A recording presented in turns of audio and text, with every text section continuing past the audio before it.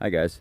One of the things that we talk about is car stuff on my channel, and basically, I seen a recent video on Chevy's bed, the steel bed versus Ford's aluminum bed.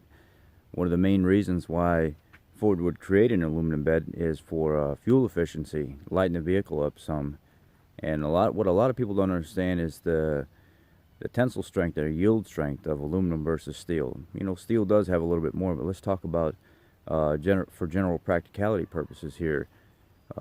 Steel is a little bit stronger, but it's a thing of the past. A lot of people are starting to go to aluminum-based stuff, and if you look at like holes that are built for bolts, when they run into things, they find that aluminum has a greater rebound effect. It can actually absorb a little bit more impact than steel can, and kind of return to its original shape.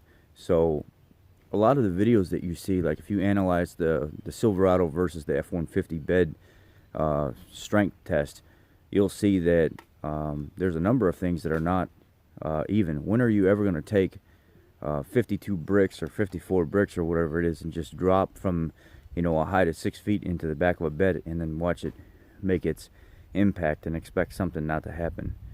And then whenever they did their drop test, they keep referring to the same spot over and over again on the Chevy Silverado, and they make it seem like they're talking about many different spots. Well, this is a tactic that they want you to see to make them think that their bed is better, and it's not really any better. I'll go with the lighter bed all day. It's got almost the same tensile strength. It's like 11,000 psi difference. But when you start adding a bed liner and stuff to it, really, what are you after? I think I'd be after more fuel mileage and the longevity and the resistance to conforming back to it. So if you do drop something, I've never dropped something from 6 feet into my bed of my truck. It's just not practical to do that. You're either sliding something in or you bang into it, something that, even if you're putting some heavy like pallets or whatever, you're putting loads of bricks in, it's always something is putting it in there. It's never being dropped from 6 feet in the air. So the video of the Silverado versus the F-150 is, it's not practical at all, the way they're presenting it, and it's to a point where it's almost as if they're kind of coaching you into believing that that the Chevy Silverado is built better, and it's really not by any means. It's a video that is dramatized to make people believe that the Chevy Silverado bed is better than the Ford F-150 bed, and it doesn't make any sense. I've found so many flaws in the video, and there's actually a guy, I think it's like Alex Wimbalki or something like that. He actually did a video where he counted every single brick that was in the back of the Chevy bed versus the Ford bed when they did their drop test. The Ford bed had 2 extra bricks in it.